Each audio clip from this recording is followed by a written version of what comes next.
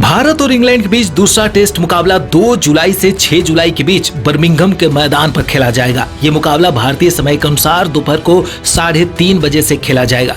तो चलिए दोस्तों, बात करते हैं उस घातक प्लेइंग 11 की जिसे भारतीय कप्तान शुभमन गिल और कोच गौतम गंभीर ने पहले टेस्ट की करारी हार के बाद अपने दिमाग की प्रयोगशाला में मंथन करने के बाद तैयार किया है, जो दूसरे टेस्ट मैच में इंग्लैंड को उसी की सरजमी पर धूल चटाने के लिए तैयार है। पहले टेस्ट मुकाबले में टीम इंडिया के लापरवाही और कमजोर संतुलन ने उसे पीछे धकेल दिया था, लेकिन अब जब टीम इंडिया मैदान पर उतरने वाली है, वह न सिर्फ नाम नहीं इरादों का ऐलान है। शुभमन गिल ने इस बार सिलेक्शन में कोई कोताही नहीं बरती है। जो मैदान पर ढीले पड़े वो बाहर, जो जंग को तैयार है, लड़ने को तैयार है, उसे मैदान पर उतरने की पूरी ठान चुके हैं। ओपनर की अगर बात की जाए तो यशस्वी जायसवाल और केएल राहुल की जोड़ी एक बार फिर से बर्मिंघम के मैदान पर इंग्लैंड का कचूमर निकालने के लिए उतरेगी। जायसवाल की बात करें तो जायसवाल एक ऐसा नाम है जो अब भारतीय टेस्ट क्रिकेट की ओपनिंग लाइन में सिर्फ पहला नहीं बल्कि सबसे भरोसेमंद सिपाही बन चुका है। दूसरे टेस्ट मुकाबले में जायसवाल से टीम इंडिया को बड़ी ही उम्मीद, क्योंकि जब जायसवाल का बल्ला चलता है तो बड़ी पारी निकल के आता है, वो भी तेज तर्रार। पहले टेस्ट मुकाबले में जायसवाल ने शतक की पारी खेलकर एक अनोखा रिकॉर्ड तो बनाया ही था, साथ ही इंग्लैंड के गेंदबाजों को परेशान कर दिया था। लेकिन वहीं दूसरी पारी में जायसवाल केवल 4 रन बनाकर आउट हो गए थे। मगर अब बर्मिंघम के मैदान पर अगर भारतीय टीम को बदला लेना है तो जायसवाल को एक बार फिर से अपने बल्ले से प्रहार करना होगा। वहीं दूसरे ओपनर बल्लेबाज की बात की जाए तो लोकेश राहुल भारतीय बल्लेबाजी में स्थिरता प्रदान करते हैं। पहले टेस्ट मुकाबले की बात करें तो पहले इनिंग में केएल राहुल भले ही 42 रन बनाकर आउट हो गए हो, लेकिन दूसरे इनिंग में जब टीम इंडिया संकट में थी तो वहां पर केएल राहुल ने 137 रनों की लाजवाब पारी खेलकर टीम इंडिया की नैया को पार लगाया था और 85 ओवर तक बल्लेबाजी की थी। अब एक बार फिर से केएल राहुल के कंधे पर वो जिम्मेदारी होगी कि वो टीम को स्थिरता प्रदान करे और बर्मिंघम के मैदान पर खतरनाक गेंदबाजों से लैस इंग्लैंड की टीम को धराशायी करने में टीम इंडिया की मदद करे।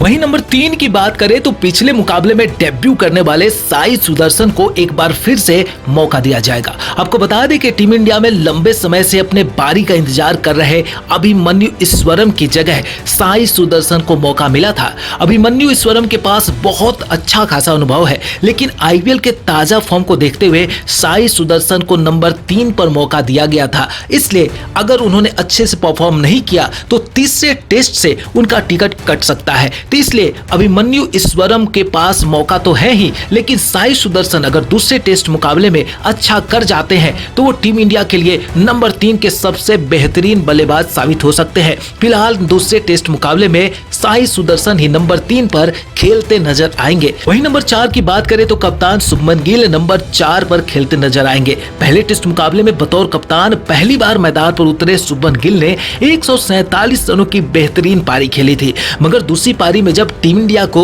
बहुत ज्यादा जरूरत थी तो केवल 8 रन बनाकर आउट हो गए। अब दूसरे टेस्ट मुकाबले में कप्तान से एक बार फिर बड़ी पारी की उम्मीद होगी। वहीं नंबर 5 की बात करें तो ऋषभ पंत, जो कि टीम इंडिया के टेस्ट मैचों में उप कप्तान भी है, वो खेलते नजर आएंगे।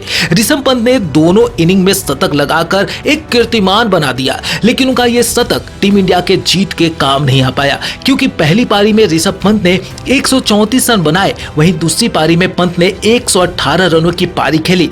दूसरी पारी में केएल राहुल और ऋषभ पंत को छोड़ दिया जाए तो किसी भी बल्लेबाज का साथ नहीं मिला। अगर साथ मिला होता तो ऋषभ पंत के ऊपर दबाव नहीं आता और वो दूसरी पारी में 118 रनों के बजाय और लंबी पारी खेल सकते थे और टीम इंडिया उस मुकाबले को जीत भी सकती थी। मगर अब बर्मिंघम के मैदान पर, जहां बल्लेबाजों के लिए मैदान कब्र साबित हो सकता है, वहां पर अब ऋषभ पंत से एक सीनियर बल्लेबाज होने के नाते बड़ी और सूझी हुई पारी खेलने की बड़ी उम्मीद होगी। वहीं बात करें नंबर 6 की तो 8 साल बाद टेस्ट क्रिकेट में वापसी करने वाले करुण नायर को एक बार फिर से दूसरे टेस्ट मुकाबले में भी मौका दिया जाएगा।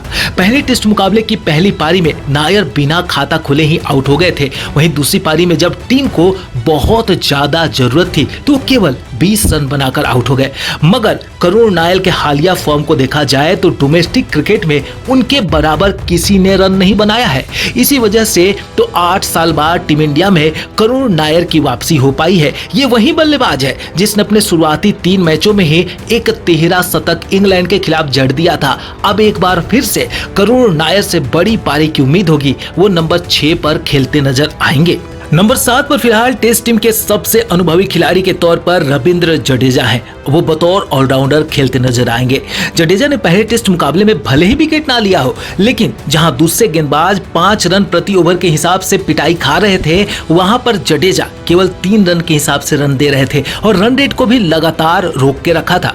मगर दूसरे छोर से खराब गेंदबाजी की वजह से लगातार रन लुटाए जा रहे थे, जिसकी वजह से जडेजा के द्वारा बनाया गया जो प्रेशर था वो भी नाकाम साबित हो रहा था। इस वजह से ही तो जडेजा को भी कामयाबी नहीं मिल रही थी।